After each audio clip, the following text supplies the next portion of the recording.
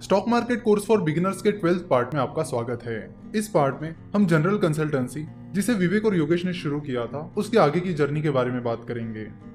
Generally 3 types की companies होती है, small cap companies, mid cap companies और लार्ज कैप कंपनीज। एक और भी तरीका होता है जिसे कहते हैं पेनी स्टॉक्स। उसके बारे में हम इसी लेक्चर में बाद में बात करेंगे। तो पहले हमें पता करना होगा कि जनरल कंसल्टेंसी एक स्मॉल कैप कंपनी है, मिड कैप कंपनी है, लार्ज कैप कंपनी है या फिर पेनी स्टॉक है।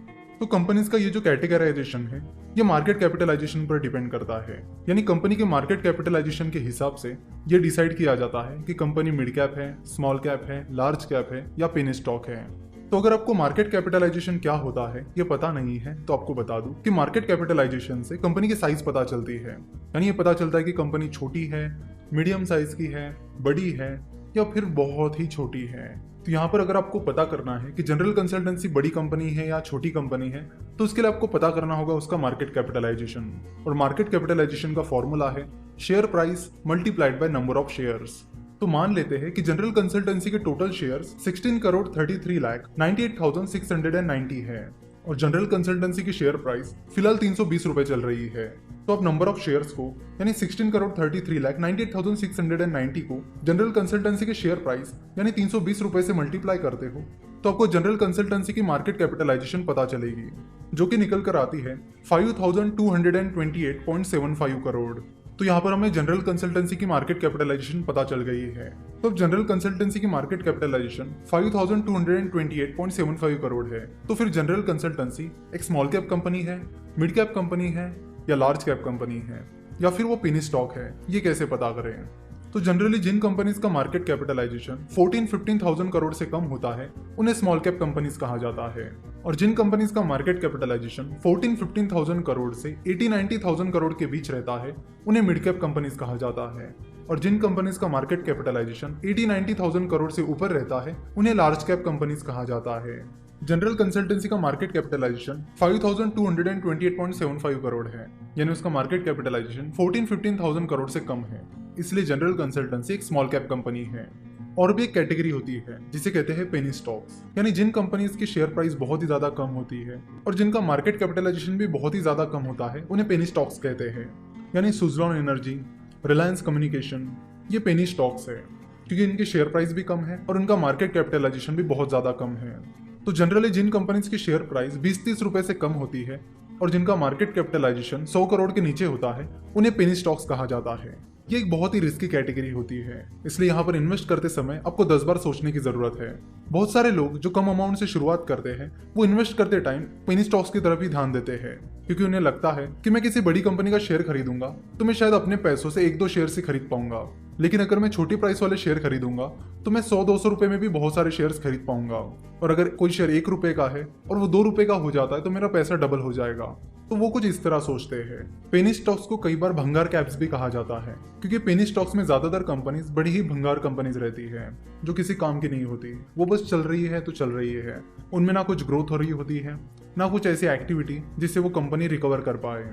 सो अगर आप नई नई इन्वेस्टमेंट शुरू कर रहे हो तो अब इस कैटेगरी से बिल्कुल ही दूर रहिए, यानी पेनी स्टॉक्स में आपको इन्वेस्ट करना ही नहीं है।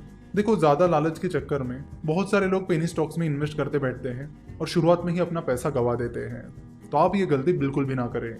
अगर लार्ज कैप कंपनी की बात करें तो इसमें वो कंपनीज होती है जिनका मार्केट कैपिटलाइजेशन बहुत ही ज्यादा होता है, यानी 80-90,000 करोड़ के ऊपर होता है। तो ये कंपनीज कंपैरेटिवली काफी स्टेबल होती है। ये कंपनीज अपने आप को प्रूव कर चुकी होती है और इनका ब्रांड नेम भी काफी बड़ा होता है। Reliance industries, state bank of India, HDFC bank, TCS, Infosys, ये सारी लार्ज कैप कंपनीज है। लार्ज कैप कंपनीज को ब्लू चिप कंपनीज भी कहा जाता है। तो large cap company stable companies होती है, यानी अगर कभी क्राइसिस भी आता है तो इस कंपनी के पास उतना बैकअप होता है कि वो उस खराब टाइम में भी स्टेबल रहे। इसलिए लार्ज कैप कंपनीज में की हुई इन्वेस्टमेंट कंपैरेटिवली सेफ इन्वेस्टमेंट मानी जाती है और large cap companies stable returns देने के लिए जानी जाती है। देखो, ऐसा नहीं कि कोई कंपनी लार्ज कैप है तो आप आंख बंद करके इसमें इन्वेस्ट कर सकते हो, बिल्कुल भी नहीं। इन्वेस्ट करते टाइम आपको बहुत सारा एनालिसिस करना होता है, जिसके बारे में हम धीरे धीरे आगे बात करेंगे। उसके बाद हम बात करेंगे स्मॉल कैप कंपनीज की। स्मॉल कैप कंपनीज छोटी कंपनीज होती है, और जब कोई कंपनी छोटी होती है तो 2 चीजों पर आपको ध्यान रखने की जरूरत है। पहला, ग्रोथ अपॉर्चुनिटीज, और दूसरा, फेल्यूर का रिस्क। जो छोटी कंपनीज होती है उनमें ग्रोथ अपॉर्चुनिटीज काफी ज्यादा होती है, वही साथ ही फेल होने का खतरा भी उनमें काफी ज्यादा होता है। अगर कोई बड़ा इशू हो जाता है या बड़ा क्राइसिस आ जाता है तो ये वो कंपनीज होती है जो सबसे पहले फेल हो जाती है, क्योंकि इनके पास ज्यादातर टाइम वो बैकअप नहीं रहता है कि ये खराब टाइम में भी स्टेबल परफॉर्म कर पाए। तो जब भी आप किसी स्मॉल कैप कंपनी का एनालिसिस करोगे तो जरूरत है आपको डीप एनालिसिस करने की, क्योंकि यहाँ पर रिस्क ज्यादा होता है और आपको अच्छा इन्वेस्टर बनना है और अच्छे रिटर्न कमाने हैं। तो पहली चीज जो आपको सीखनी होगी वो ये कि रिस्क को मैनेज कैसे करते हैं। कई बार चाहे कैटेगरी कौन सी भी हो, चाहे वो स्मॉल कैप हो, मिड कैप हो या लार्ज कैप हो, आपको ऐसी अपॉर्चुनिटीज मिल जाती है जहां पर रिस्क बहुत ही ज्यादा कम होता है और जो ग्रोथ अपॉर्चुनिटीज होती है वो काफी ज्यादा होती है। तो इस तरह का रिस्क मैनेजमेंट आपको सीखना होगा और धीरे धीरे करना होगा, क्योंकि investment is all about risk management. It's not about risk taking, it's about risk management. तो यहाँ पर हमें पता चल गया है कि जनरल कंसल्टेंसी एक स्मॉल कैप कंपनी है। तो फिर अब इस कंपनी में इन्वेस्ट करें या ना करें, अगर करें तो फिर किन किन चीजों पर ध्यान रखें, ये सबसे बड़े सवाल हमारे सामने खड़े हो जाते हैं और अगले लेक्चर से हम इन्हीं सवालों पर डिटेल में चर्चा करेंगे।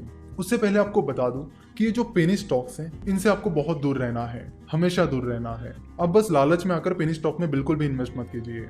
हम ये चीज बार बार इसलिए बता रहे हैं कि ज्यादातर पेनी स्टॉक्स बहुत ही गई गुजरी कंपनीज होती है जो कुछ भी काम की नहीं होती, या तो वो बैंक्रप्सी के नजदीक होती है या तो फिर किसी स्कैम या इशू में फंसी हुई होती है।